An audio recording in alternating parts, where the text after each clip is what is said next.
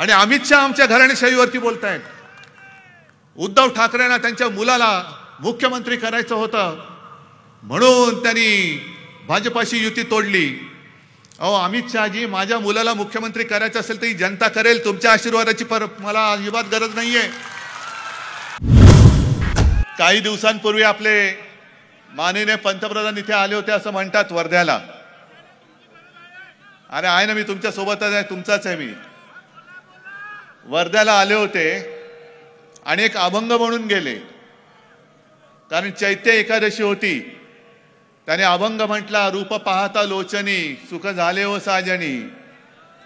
कोणी त्यांना लिहून दिला होता मला माहिती नाही, पण हा माझा विठ्ठल माझ्या समोर बसलेला आहे, हे त्याचं रूप आहे।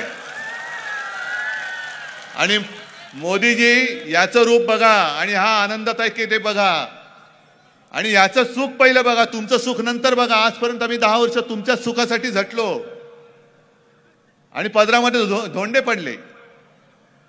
अनिल देशमुखांनी त्यांची संपूर्ण कहाणी सांगितली। संजय सिंह जी, आपने भी आपका अनुभव बताया। जे देशामध्ये चाललेले, मी का उभा राहिलो यांच्या विरुद्ध? अरे गद्दारांना 50 खोके मिळाले, मी जर गेलो असतो मला किती मिळाले असते? पण मला ते खोके नकोयत, मला हे माझं वैभव आहे, हे माझं ऐश्वर्य आहे। आणि मोदीजी, तुम्ही किती प्रयत्न केला तरी याच्यावरती तुमचा जीएसटी लागू नाही होऊ शकत। आजपर्यंत तुम्ही अनेक अत्यंत वाईट प्रकाराने राजकारण केलं। आजपर्यंत कधी देशामध्ये असं वातावरण निर्माण नव्हतं झालं जे आज तुम्ही केलेलं आहे। मी काय धर्माचा प्रचार करायला आलेलो नाही, पण हिंदुत्व हिंदुत्व म्हणून तुम्ही याला म्हणतायत। तुम्ही संपूर्ण जगामध्ये भारत देश आणि हिंदुत्व बदनाम करून टाकलेला आहात। ज्या पद्धतीने तुम्ही एकेकाला तुरुंगात टाकता आहात, अरविंद केजरीवालना टाकलं, हेमंत सोरेनना टाकलं, जगामध्ये देशाची बदनामी झाली। आणि संपूर्ण देशात ही जी एक जुलमशाही चाललेली आहे, संविधान बदलण्याच्या यांची स्वप्न पडलेली आहेत, घटना बदलणार। मग आम्ही काय नुसते नाकर्त्यासारखे बघत बसणार? मी आजपर्यंत कधी वर्धा लोकसभेमध्ये आलो नव्हतो, कारण वर्धा लोकसभा आम्ही कधी लढलोच नव्हतो, मित्रपक्षाला दिली होती। आज मी पुन्हा मित्रपक्षालाच जागा दिली, पण मित्रपक्ष विजयी करण्यासाठी स्वतः या वर्धामध्ये आलेलो आहे। आणि अमरजी, माझ्यानंतर तुम्हाला बोलावंच लागेल, माझ्यानंतर बोलावंच लागेल, कारण यांच्या मनातली यांची जी काही सुखदुःख आहेत ही माझ्यापेक्षा तुम्हाला जास्त माहिती आहेत, आणि ती दूर करण्याचं काम तुम्हाला जास्त करायचं आहे। जे मी नेहमी सांगतोय, आम्हाला एक जमाना असं वाटत होतं की देश मजबूत करायला पाहिजे असेल तर देशामध्ये एका पक्षाचं सरकार पाहिजे। पण आता मीच तुम्हाला सांगतोय की देशामध्ये एका पक्षाचं आणि एका व्यक्तीचं सरकार यापुढे येऊ द्यायचं नाही।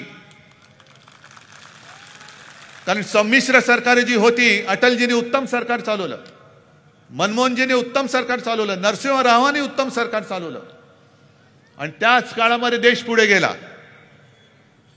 आणि तुम्ही आम्हाला सांगताय घराणेशाही घराणेशाही जे काय बोंबलतायत। अहो मोदीजी, घराणेशाहीबद्दल कोणी बोलायचं? ज्याचं काहीतरी घराणं आहे त्यांनी तरी बोलायला पाहिजे। आणि अमित शहा आमच्या घराणेशाहीवरती बोलतायत। उद्धव ठाकरेंना त्यांच्या मुलाला मुख्यमंत्री करायचं होतं म्हणून त्यांनी भाजपाशी युती तोडली। अहो अमित शहाजी, माझ्या मुलाला मुख्यमंत्री करायचं असेल तर ही जनता करेल, तुमच्या आशीर्वादाची मला अजिबात गरज नाहीये। पण मुख्यमंत्री पद म्हणजे क्रिकेट कंट्रोल बोर्डाचं अध्यक्षपद नाही, जे तुम्ही जयशाला तिकडे बसवलं तसं ते अध्यक्षपद नाहीये। त्याच्यासाठी निवडणूक घ्यावी लागते आणि ही जनता ठरवणार आहे। आज मी तुमच्या समोर आलेलो आहे, शिवसेनेची गद्दारी झालेली आहे। शिवसेनेचं चिन्ह, नाव मोदी आणि शहानी त्यांचे जे चाकर आहेत निवडणूक आयोग, त्यांच्या माध्यमातून गद्दारानं दिलेलं आहे। मी तुमच्या न्यायालयात आलेलो, मी तुमच्याकडे न्याय मागायला आलेलो आहे। न्याय देणार आहात की नाही तुम्ही मला, ते मी तुम्हाला विचारायला आलेलो आहे। याच वर्ध्यामध्ये नरेंद्र मोदी बोलले होते की उद्धव ठाकरेची सेना ही नकली सेना आहे, तुम्ही इकडे जमलायत, किती शिवसैनिक आहात, किती नकली आहेत. हेच ते हात मोदीजी याच हाताने तुम्हाला दिल्लीचं तख्त दाखवलं होतं. तेच हात आता तुम्हाला दिल्लीच्या तख्तावरून खाली खेचल्याशिवाय राहणार नाहीत. आणि ज्या पद्धतीने निवडणूक आयोगाचा तुम्ही गैरवापर करता आहात. अरे ठीक आहे, उद्धव ठाकरेंनी म्हणे बाळासाहेबांचे विचार सोडले, एक तरी विचार सोडलाय की मी तुम्हाला विचारतोय.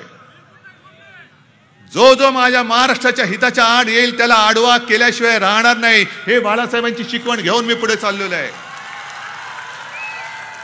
आता तुम्ही जर का म्हणजे ते आडवे येणार असतील तर त्यांना सुद्धा सफा चाट करण्याचं काम सुद्धा पवित्र काम तुम्हाला करावं लागेल. आणि काल मी एक पत्रकार परिषद घेतली, तुम्हाला माहिती आहे, पाहिलेत? काय विषय होता?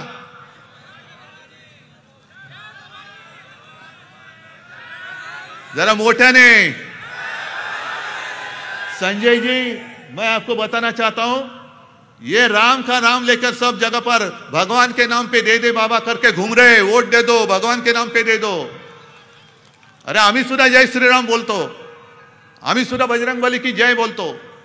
पण ज्या पद्धतीने मोदीजींनी कर्नाटकात प्रचार केला, ज्या पद्धतीने अमित शहानी मध्य प्रदेशमध्ये प्रचार केला, तसा प्रचार आम्ही केलेला नाही.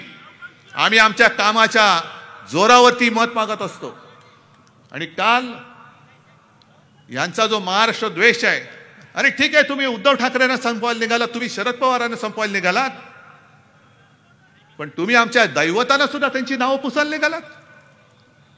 माझ्या त्या प्रचार गीतामधलं, मशाल गीतामधलं जय भवानी हा शब्द जो आहे, जय भवानी जय शिवाजी, ही घोषणा आमची आहे. तुम्हाला माझ्या भवानी मातेबद्दल एवढा आकस. आणि हे संपूर्णपणे महाराष्ट्र द्वेष्ट सरकार केंद्रातून आपल्याला आता खाली खेचावंच लागेल.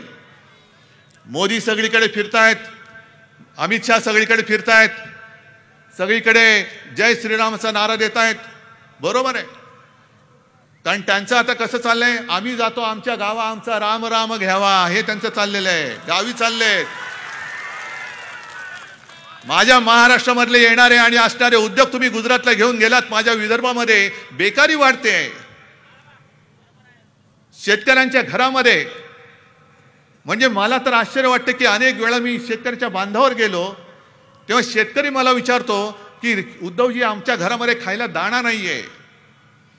मग मोदीजी, तुमची अवस्था अशी झालेली आहे, दिला नाही दाणा पण मला बाजीराव म्हणा, मला बाजीराव म्हणा. अरे काय तुमची कुवत, 10 वर्ष तिकडे बसला आहात. विदर्भाचे पालक म्हणून तुमचे इथले सगळे नेते, पलीकडचे गडकरीजी 10 वर्ष केंद्रात बसलेत, पण एक तरी उद्योग या केंद्र सरकारने माझ्या विदर्भामध्ये आणला का, हे तुम्ही त्यांना विचारा. आणि मी तुम्हाला विचारतो, एक तरी उद्योग आणला?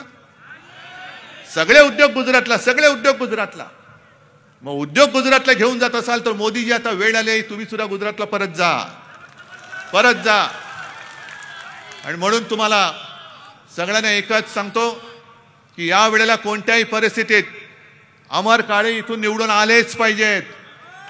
निर्धार तुम्ही केला पाहिजे. आणि विजयाच्या मेळाव्याला मी पुन्हा येणार आहेच. म्हणजे मी आता पुन्हा येईन बोलत नाही, कारण असे बोलणारे जाताना अख्खे जातात, येताना पाय होऊन येतात. पण तुमच्या विजयाच्या मिरवणुकीला मी आल्याशिवाय राहणार नाही. आणि अमरजी, मी तुम्हाला परत विनंती करतोय, प्लीज तुम्ही तुमचं भाषण कंटिन्यू करा. माझ्या पूर्ण शुभेच्छा. आणि इथे शिवसैनिक किती आलेत? बस, प्रत्येकाने इमाने इतबारे अमरजींचं काम केलंच पाहिजे. देश विदेशातील प्रत्येक घडामोडींचे लाईव्ह अपडेट मिळवण्यासाठी आता साम टीव्हीच्या सर्व सोशल मीडिया प्लॅटफॉर्मला लाईक, फॉलो आणि सबस्क्राईब करा. तसंच सर्व नोटिफिकेशनसाठी बेल आयकॉन प्रेस करायला विसरू नका.